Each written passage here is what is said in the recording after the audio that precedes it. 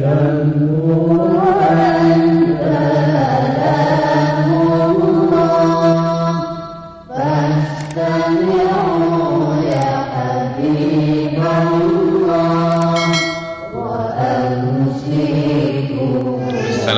warahmatullahi wabarakatuh. Jumpa lagi dengan saya di channel Guru Idola. Kali ini kita akan belajar tentang 9 bintang ajaran Ahlus Sunnah wal Jamaah. Apa saja 9 bintang yang dimaksud? Ini menurut Kiai Haji Ma'ruf Irsyad Kudus. Yang pertama adalah menggunakan mizanus syar'i.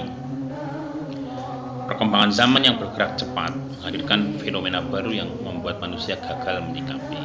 Tidak jarang beberapa orang justru terseret dalam arus yang membawanya tercebur dalam penyimpangan, termasuk dalam menggunakan syariat Islam sebagai timbangan atau pegangan dalam menjalani kehidupan, atau yang dalam istilah aswaja dikenal dengan mizanus syar'i atau timbangan syariat.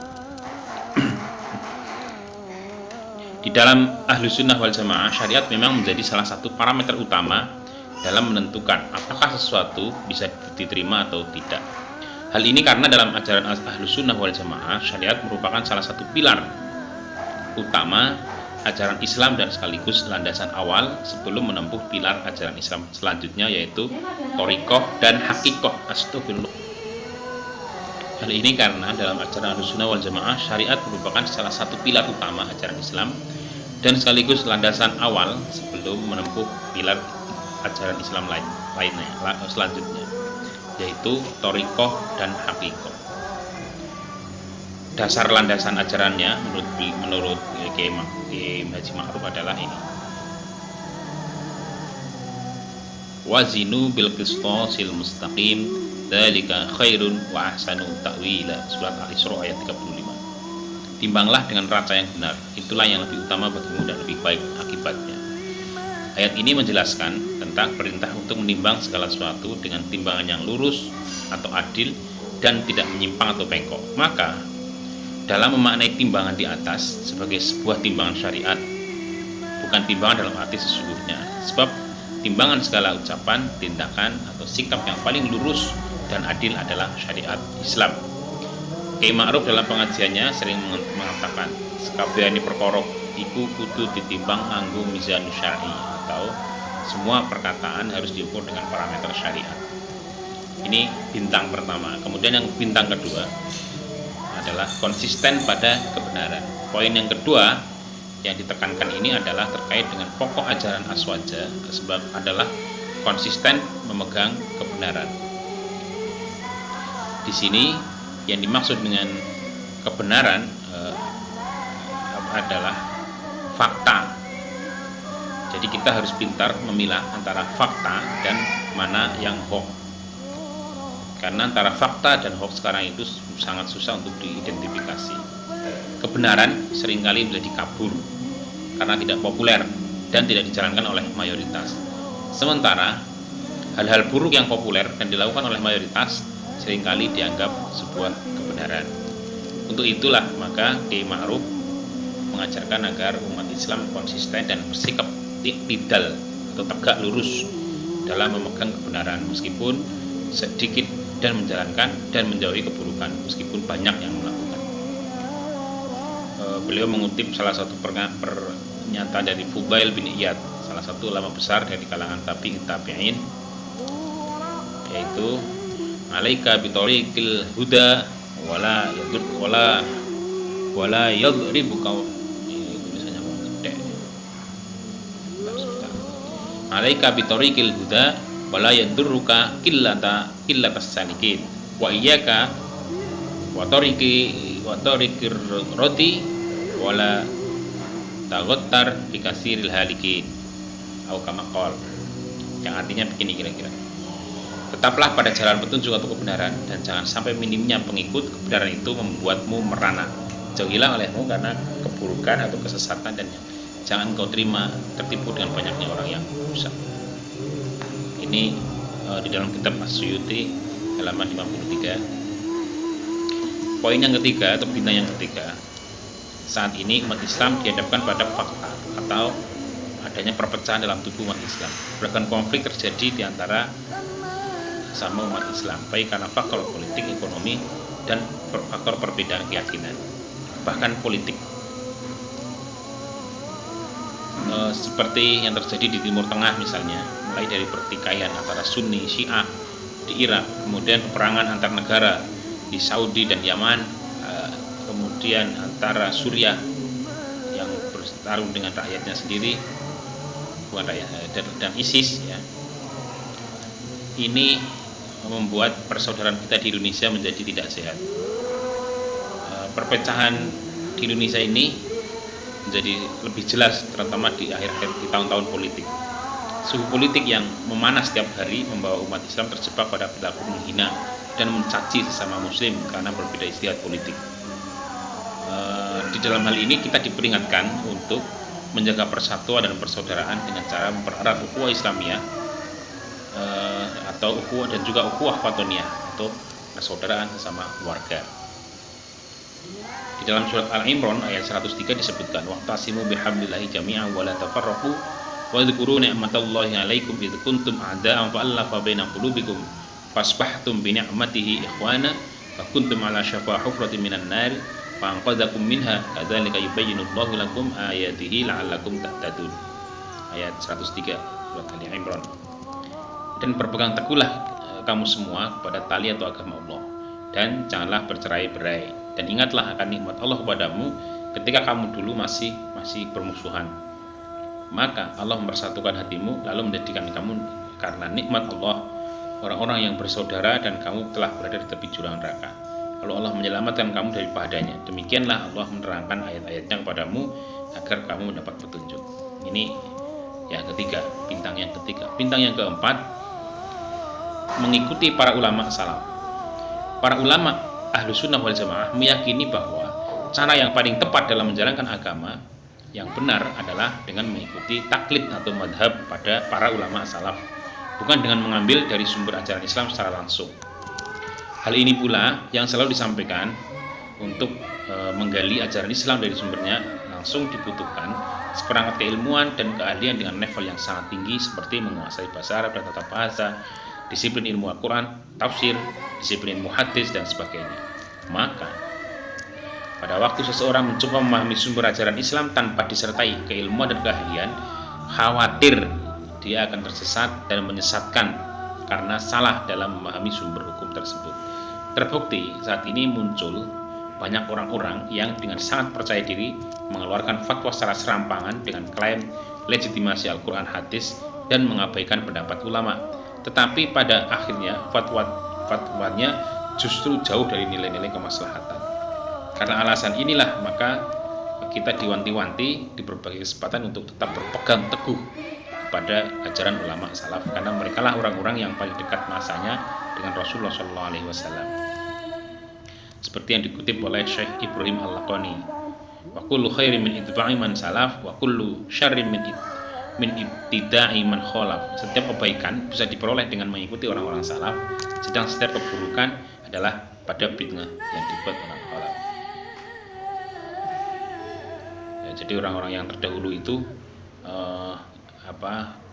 lebih dekat dengan Nabi, maka menjadi alasan kita untuk lebih memahami dan lebih dekat dengan Nabi. Dalam hal ini salaf berbeda dengan salafi ya, salaf yang menjadi tren sekarang. Salaf itu adalah kitab ulama salafus sholih ya, bukan salafi yang menjadi tren hari ini di mana-mana. Berbeda. Kemudian yang kelima adalah mendahulukan wahyu daripada akal. Salah satu latar belakang berdirinya mazhab Ahlus Sunnah wal Jamaah adalah tumbuh dan berkembangnya aliran Mu'tazilah. Oleh karena para ulama Ahlus Sunnah, Mu'tazilah yang dimotori oleh Wasil bin Atha dipandang terlalu mendewakan akal dan menomorduakan teks Al-Quran dan hadis dalam memahami ajaran Islam.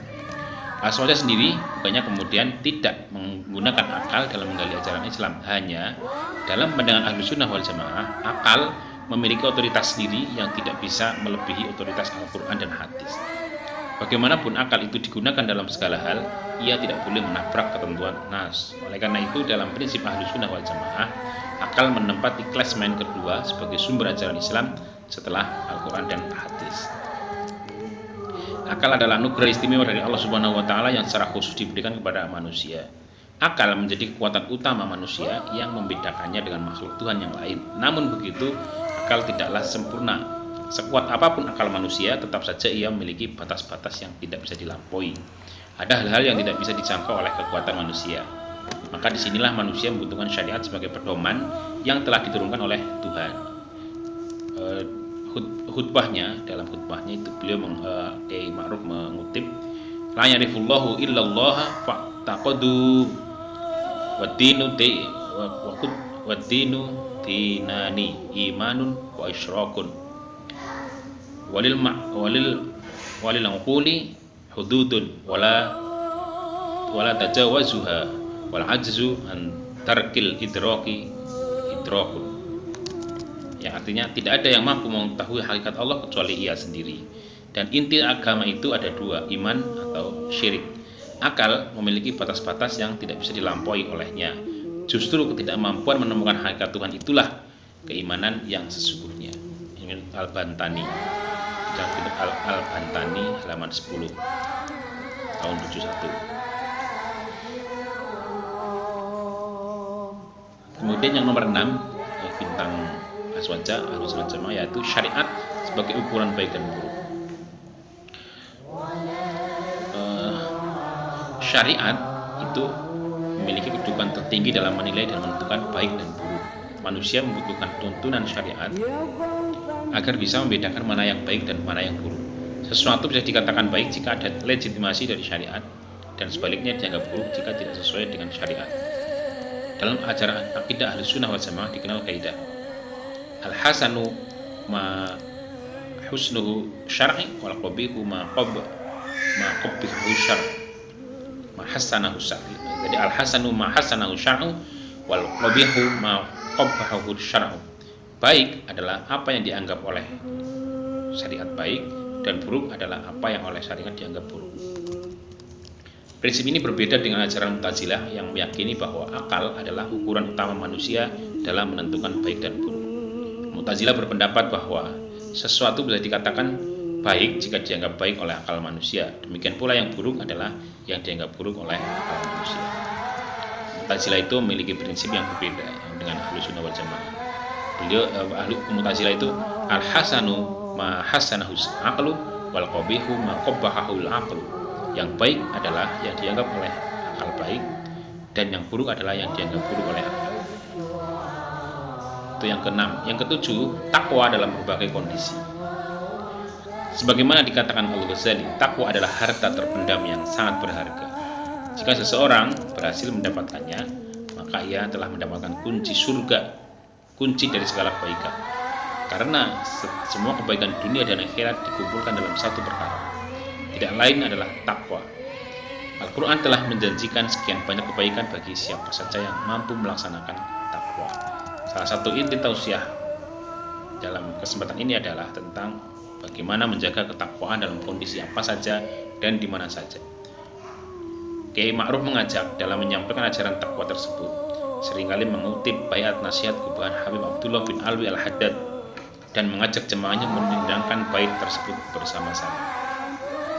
Alaika bitaqwallahi bisarri wal alan wa qalbuhu nadafahu minar rajsi wad daran wa sahib dabil ma'rufi wal ilmi wal huda wa janib wala tusahib hadiyatan min manihtatan. Tetaplah bertakwa baik dalam kesendirian maupun keramaian, dan bersihkanlah hatimu dari noda dan kotoran. Bertemanlah dengan orang yang baik dan berilmu, jauhilah dan jangan berteman dengan orang yang sering membuat fitnah. Itu yang ke-8. Bintang yang ke-7 tadi. Bintang yang ke-8 adalah bermanfaat bagi sesama. Pokok ajaran Ahlussunnah wal Jamaah adalah menebarkan kemanfaatan bagi sesama manusia. Poin ini dijelaskan oleh Kiai Ma'ruf adalah sebaik-baik manusia adalah yang bermanfaat bagi manusia lainnya. Ada 2 poin yang bisa diambil dari kandungan hadis tersebut. Atau dalam bahasa Arabnya adalah khairun nasi anfa'uhum linnas, hadis tadi. Ada 2 poin dari hadis itu ya. Yang pertama, hadis ini mengajarkan umat Islam untuk berusaha memberikan manfaat kepada orang lain, bukan hendak bahkan manfaat itu hendaknya didahulukan untuk orang lain daripada untuk dirinya sendiri. Sebab pada prinsipnya, jika seseorang berbuat baik kepada orang lain, maka sebenarnya dia telah berbuat baik kepada dirinya sendiri. Prinsip yang kedua, kita tidak perlu membedakan orang lain dalam memberikan manfaat. Dalam hadis tersebut jelas disampaikan bahwa orang terbaik adalah yang bermanfaat bagi sesama manusia, bukan bagi umatnya, sukunya, atau kelompoknya. Kemudian yang ke-9 atau yang terakhir adalah pokok ajaran aswaja, yaitu beramal dengan ikhlas atau berbuat dengan ikhlas. Ada 3 ayat yang dikutip oleh Kiai Ma'ruf yang dari Al-Qudus, yang dari Qudus ya. 3 ayat itu adalah yang pertama Ar-Ra'd ayat 17. Adapun yang bermanfaat bagi manusia, maka ia akan tetap tinggal di bumi. Ayat ini dimaksudkan bahwa perbuatan baik yang dilakukan dengan ikhlas akan meninggalkan jejak yang baik yang akan dikenang oleh semua orang. Sebaliknya, jika perbuatan tersebut dilakukan dengan pamrih tertentu, maka sebagaimana surat Al-A'raf ayat 58, dan tanah yang gersang tidak akan mengeluarkan tanaman kecuali tanaman yang merana. Perbuatan itu akan terasa kering, tidak membuahkan hasil yang baik. Oleh karena itu, semua perbuatan yang dilakukan hendaknya dilandasi dengan keikhlasan. Seseorang yang berbuat dengan ikhlas tidak perlu memamerkan perbuatannya di hadapan orang lain, karena ia yakin Allah pasti tahu. Di dalam surat At-Taubah ayat 105 artinya, dan katakanlah wahai Muhammad, berbuatlah kamu sekalian, maka Allah, Rasulnya, dan orang-orang mukmin akan melihat perbuatanmu itu. Dari 9 bintang ini, Ahlus Sunnah wal Jamaah sangat menjunjung tinggi moderatisme atau sikap tengah-tengah. Yang dimaksud dengan tengah-tengah itu adalah berada di antara 2 kutub ideologi yang saling berlawanan, yaitu ekstrim dan liberal. Ahlus Sunnah wal Jamaah menjadikan teks wahyu sebagai sumber hukum utama, tetapi bukan satu-satunya. Karena jika hanya teks yang menjadi sumber wahyu, maka hasilnya adalah paham tekstualis dan Islam akan terasa sangat kaku. Ahlus Sunnah wal Jamaah mengakui akal manusia sebagai salah satu sumber ajaran Islam, tetapi akal tetap harus didudukkan setelah wahyu, karena fungsi akal adalah sebagai alat bantu memahami teks. Menghadapi era globalisasi yang membawa perubahan ini ya, saat ini ya, bagaimana kita sebagai seorang Ahlus Sunnah wal Jamaah harus bertindak?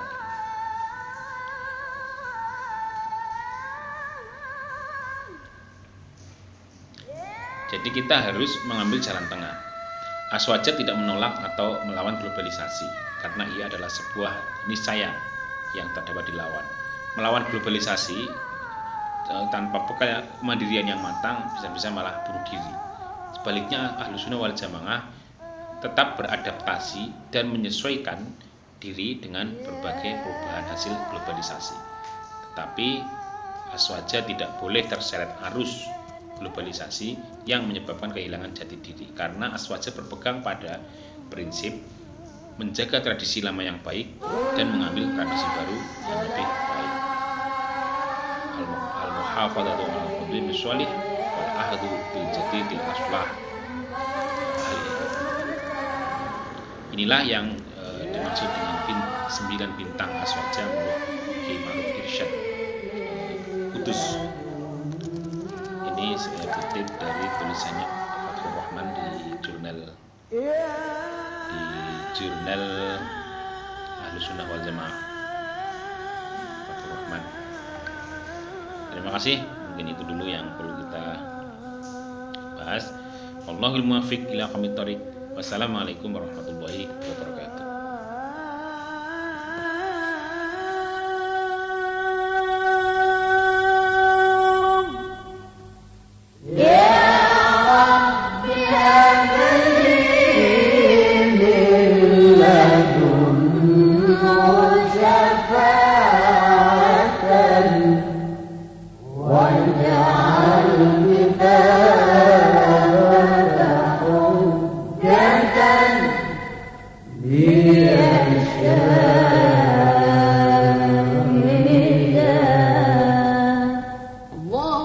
وسلم